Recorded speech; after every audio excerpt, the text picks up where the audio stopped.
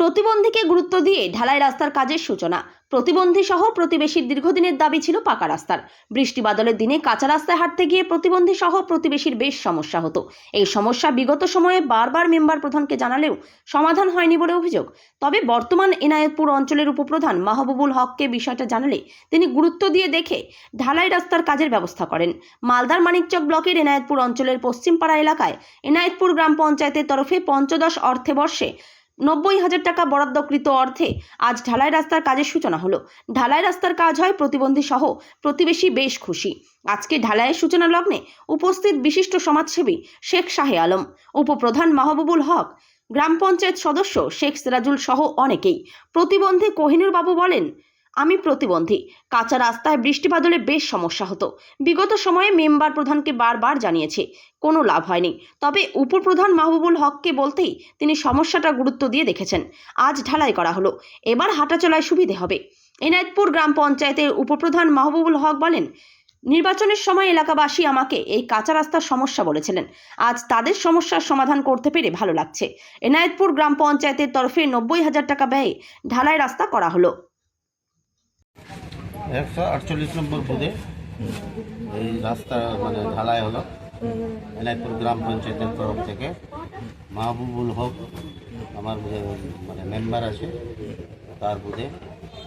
এখানে এই রাস্তাতে সবথেকে গুরুত্বপূর্ণ ব্যাপারটা হচ্ছে এই রাস্তাতে একজন প্রতিবন্ধী আছে, তো তার যাওয়া আসার খুবই প্রবলেম হতো। রাস্তা এবড়ো খেবড়ো, তারপরে কাদা স্লিপ করে পড়ে যায়। তো বিশেষ করে ওনার জন্য এটা একটা খুব ভালো কাজ হয়েছে। এনায়েতপুর গ্রাম পঞ্চায়েতের 15 ফিনান্স 24-25 অর্থবর্ষের একটা ঢালাই রাস্তার উদ্বোধন। কত লক্ষ টাকা ব্যয়? প্রায় 90,000 টাকা ব্যয়ে কাজটা।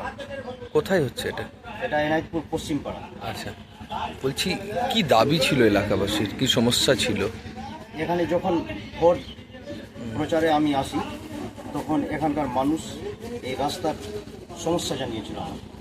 তো আমি তখন বলেছিলাম কি এই দাবিটা আমি পূরণ করব, তোমরা যদি প্রতিনিধি নির্বাচন করো আমাকে, তো আমি এই কাজটা পূরণ করব। আজকে কাজটা করতে পারছি, তার জন্য খুব ভালো লাগছে। আচ্ছা, বলবেন কি দায়িত্বে রয়েছেন? আমি মাহবুবুল হক, এনায়েতপুর গ্রাম পঞ্চায়েতের উপপ্রধান।